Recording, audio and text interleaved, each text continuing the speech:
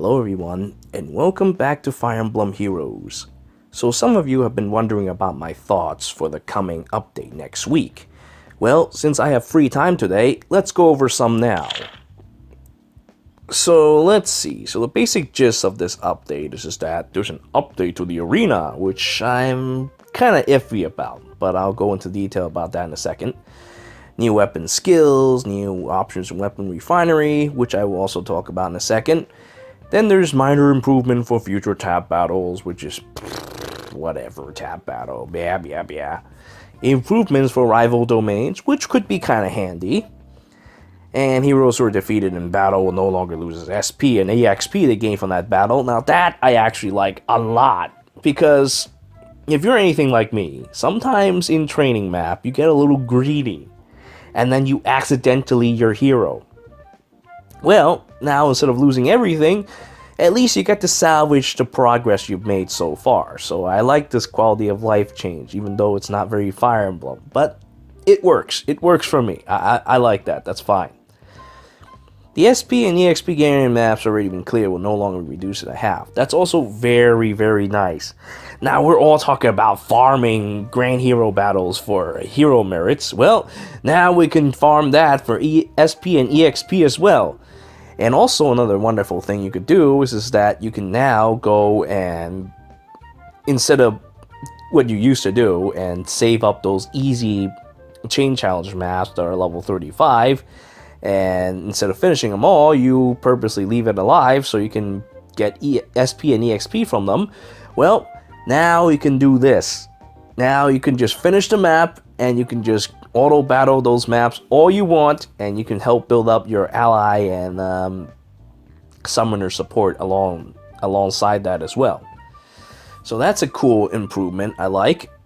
Next is the improvement to the tutorial. Gifts will be handed out to existing players, including a 4-star Takumi. So Takumi is really nice. I really like that. I like the idea that they're giving everybody close counter, because now you can experience the true power of the 6 Paths of Pain Plus, among other things, other options that will open up with the use of close counter. But anyway, let's go into detail first about the other things. So first, we talk about Arena. Now, these following changes are some of them are kind of good, like say, chain bonus is a maximum consecutive of 5 rather than 7. I like that. But the problem is that it's actually not that big a deal for regular Arena. The real problem is Arena Assault. See, the thing with Arena Assault is that you have to deal with 7 consecutive battles. You can't stop in between. You can't even go back to the main menu or anything. You have to go and sit through the 7 battles. And I find that highly annoying. That's the whole reason why I don't really care much about my score. Yeah, sometimes I'm top 1,000, sometimes I'm top 3,000, sometimes I don't even do it at all. That's how annoying Arena Assault is for me, and hopefully they will change that for Arena Assault. Not regular Arena. Regular Arena, that's like child's play as it is. So if they change that for Arena Assault, that'll make it a little more bearable, but for a regular Arena, it's really not all that necessary. Anyway, next you have these wonderful chain rewards, which honestly is the same rewards that you get for getting 4,000 points in the regular Arena. The whole point about this is so that new players can get these rewards easily by just completing consecutive victories. The rewards themselves haven't changed much. I guess you get an extra 100 Arena token and one more orb. I think the orb is a new thing. So you get those. That's kind of nice, but, it's really mainly just for new players, and it really trivializes getting the whole thing. Not that it's hard to get 4,000 points to begin with, anyway. So yeah, it's for new players to get these rewards as well. But, you know what? None of these are bad things. Those are good things. The real problem I have with this whole thing is that now all bonus allies will gain HP plus 10 and 4 to all stats, like they do in the Tempest Trials. That's ridiculous. No, Why would you do something like that? I mean, alright, look. For the arena, you already get summoner support and you get ally support. So you already have a lot of extra stats floating around. Now, on top of all this, you have this. That's ridiculous. Now, alright, okay. So you can make the argument, say, oh yeah, they're just looking out for new players. Now, Askir units in the arena can get extra stats when they fight. Yeah, that's great, except, you know, the whole thing is really just a blatant money grab. They want to have it so that people can summon new heroes and use them in the arena and get bonus stats to make them look good. But honestly, that's such a stupid way to go about it. And you know what? If you really care about the Askir trios, you would be giving them Weapon Refinery updates already. Yeah, that's kind of funny, because aren't they the ones who discovered the techniques to do it by doing it in story? No, then instead of doing it for themselves, no, they're gonna give it to like random heroes, you know? They're gonna give it to like Lynn because, you know, she needs more power. So yeah, we're gonna just, you know, just give Weapon Refinery to everybody except for the Askir trios, which I always thought to be kind of silly. They should already have their improved weapons to make them more usable. Not this garbage where they get ridiculous stats in the arena. That's ridiculous. See, maybe it'll be a little bit better if, say, maybe the opponent gets it as well. But then I think about it, maybe it's not such a good thing. Can you imagine fighting an opponent with like 4 bonus units? You're screwed. Honestly, though, they should just not have this bonus stats altogether, and that whole thing is just silly. I thought we're supposed to be, you know, doing arena, you know, like what they say earlier, to test their teams in the arena. How can you properly test your teams if they have overwhelming stats? You're not testing anything at all. You're just bulldozing people to death. That's what that is. That's what these bonus stats are doing to arena, and I don't really like that, because now instead of it actually being arena, which, you know, arena being like, oh, PvP battles, you know, of against opponents of equal strengths. No. Now it's all about you driving a bulldozer over other enemies' units. It's ridiculous. It's turning this game into Fire Emblem Kindergarten. Okay. I don't need that much hand-holding in this game. Arena already isn't all that tough. You're removing, like, what makes endgame content fun. You know, I don't really need this hand-holding. I would prefer you don't give me this hand-holding. I mean, yeah, some people like seeing big numbers with their Baruka or their Hinatas when they do an Ignis or something, but that's really not all that exciting after, like, the first few times. So let's keep those inflated stats out of this game. Let's introduce more wonderful mechanics from, like, Weapon Refinery or new skills or something, preferably those that are more accessible and 4 stars or below, so that, you know, we can actually experience more about this game rather than fury and desperation. The Takumi is a good start, because now everybody has close counter. I like that. We should be doing more of that. We shouldn't be giving more ridiculous inflated stats. That's not gameplay. That's really, really boring. It's just, there's just no thought to it, you know? I thought that, you know, we're supposed to be intelligent systems, not counter-intelligent systems.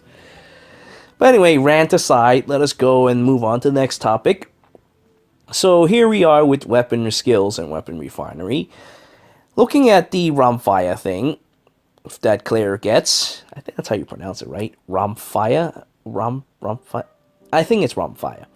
Anyway, I've been talking about this character that I didn't manage to get plus 10 before on my friend list, CLAIR BEAR. Well, now, hopefully CLAIR BEAR will show up again, because now CLAIR gets her own unique pref weapon, which honestly is so desperately needed, because just like with Al-Qaeda, she shares the same unit stats. Oh, tons of speed, tons of res, low everything else. Well, now she'll probably get something that I'm guessing along the same lines of a wing spear. Maybe she'll get like extra skill charges when she hits something. maybe it's something else, but it's got to be one of those things that helps give her more chances to either proc skills or increase damage of her skills, like Wadal, because she has very low attack. So this is one of the things that will salvage her, which I assume that's what they're going to be doing. Next, we have Bulbasaurus's Axe, which I find I like it, but it makes me a little sad because I have already sacrificed a Summer Tiki to give her my wonderful Bulbasaurus smashing, crushing melons. Yep, she can crush people to death with her melons, but instead of doing that, she now has an axe, which I assume will do the same thing.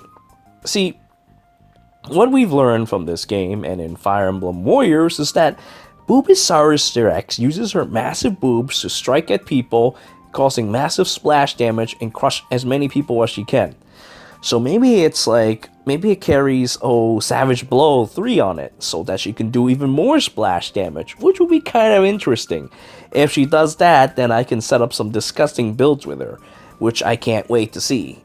We'll see though when the skill comes. I haven't actually played Fates. I assume that's also what she does in Fates, but well, if not, maybe it'll be a unique skill or something that she has in Fates or something that could be put to use.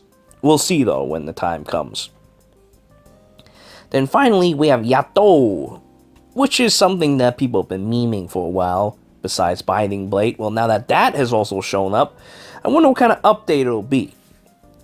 Maybe it'll be something like, no, that can't be Swift Sparrow, because Great Dark Swords is already Swift Sparrow.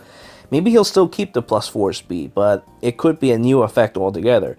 However, since, as aforementioned, I have not played Fates, I can't say exactly what they will be, so I can only review it when it comes out. And I really should be doing the Weapon Refinery update thing for the last one with Roy and Xiao. I still have not yet gotten around to it, but maybe I'll do it now before it's too late. But we'll talk more about that when I get there. Okay, so improvement of Tap Battle. Extra stages starts appearing from the 4th day.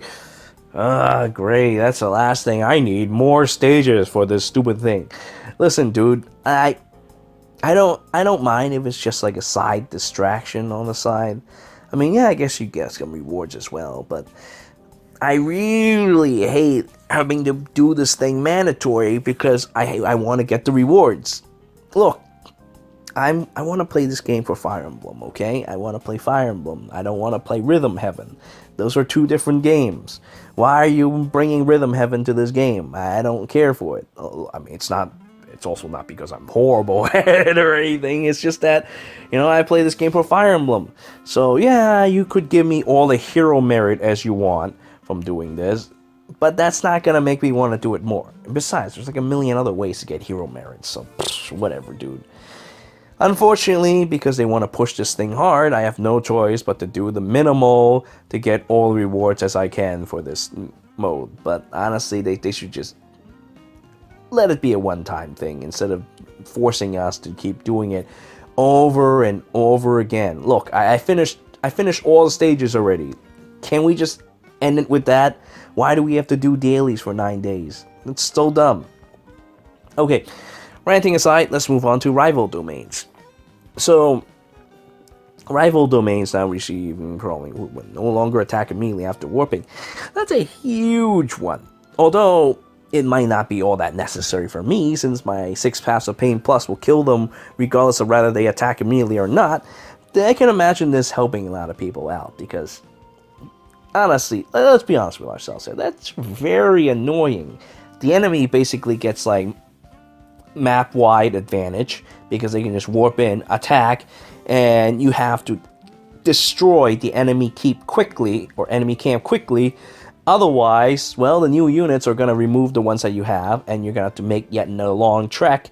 And since there's only a 10-turn time limit, well, this warping thing is actually going to be really, really bad for you. So this is a good change. I like this a lot. Though it's not necessary, it will help a lot of people make it a little more bearable to deal with. Although I do kind of think that it also makes the new units that spawns in like kind of sitting ducks as well.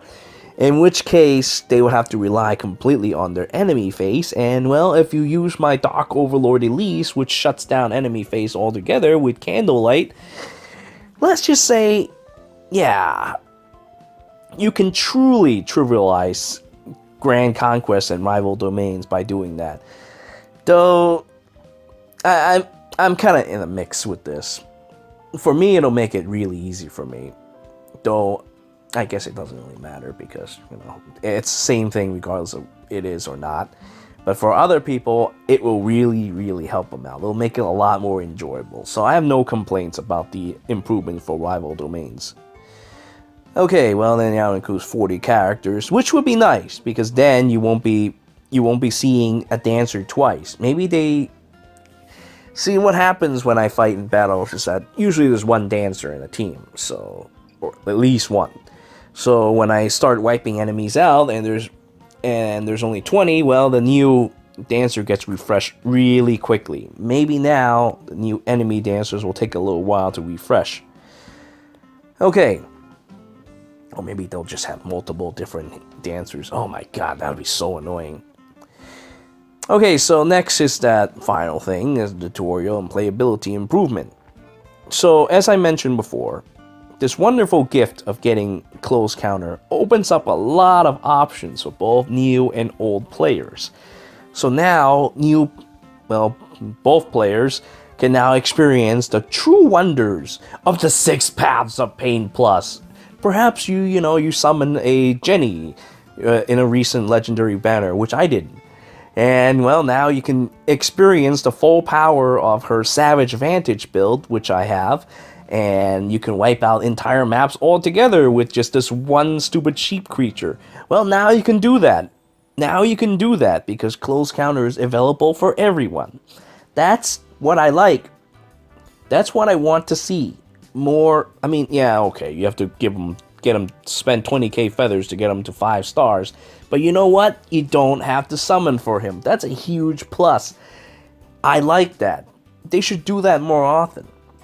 They should be introducing game mechanics that are available to everyone instead of locking, what was it like, 55% of all the skills behind the paywall. Look, dude, I spend money in this game. Yes, I do. But you know what? Even I want to see more game mechanics being used by other players as well. I don't want to see this inflated stats bullshit. I want to see more interesting mechanics. Well, hopefully with this, we'll start seeing a new beginning of having new game mechanics being spread to more players so that we can see more interesting options being used in the arena. Right now, as it is, it's really unfortunate, but I think that defense battles for arena is going to be much, much harder to get because of this ridiculous stat bonus. There's nothing we can do at this time. So you may have to run something even more cancerous than you normally do to try to get yourself a defense bonus. So unless they remove it altogether, which honestly is also kind of silly, they really just gotta not do this bonus stats thing. It's not good for the game. They need to get rid of it. They need to just... I'm gonna go and make a complaint, write a suggestion and tell them, listen, all your other things are good, but just please, we don't need Tempest Trial stats out of nowhere. They don't even need Tempest Trial stats, but you know what? At least it's just a wonderful little thing to get some points, so it's not a big deal for Tempest Trials itself. But for Arena, look, dude, Arena is like the last bit of endgame content in the game. Are you really gonna remove what the last interesting thing about the game? By trivializing it like that? Please, don't do that. That's not good. That's not good for the game. Anyway, so now that I've said my piece about this update, that's pretty much it. I will have to go into detail with Weapon Refinery when it comes out. And I guess there's also this wonderful thing that shows how movement and action are going to be shown for AI characters, which I thought to be also kind of silly. I mean, look, we've already got enough hand-holding here. Why do we need more? I mean, okay, at least Wings of Mercy, especially on the enemy phase, will still be very, very disgusting. But now you can tell where the enemy attacks and who's going to be attacking. That's really silly. I don't think that's necessary. I think what we already have is fine. We don't need any more of this hand-holding. Though I guess it'll make things even easier for Grand Hero battles, I guess. So, what am I complaining, I guess? It's not so very, very bad. But, well, again, now they're just making Arena too easy. I really don't like that. At least, at the very least, though, Miracle Lobster will still be able to trick people to death. But hopefully, we can punch through that 10 health and 4 to all stats setup. Because, god damn it, that's going to make units so hard to kill. How are you going to get defense victories? I don't even know. Anyway, now that I'm done ranting, I thank you all for watching. Until next time.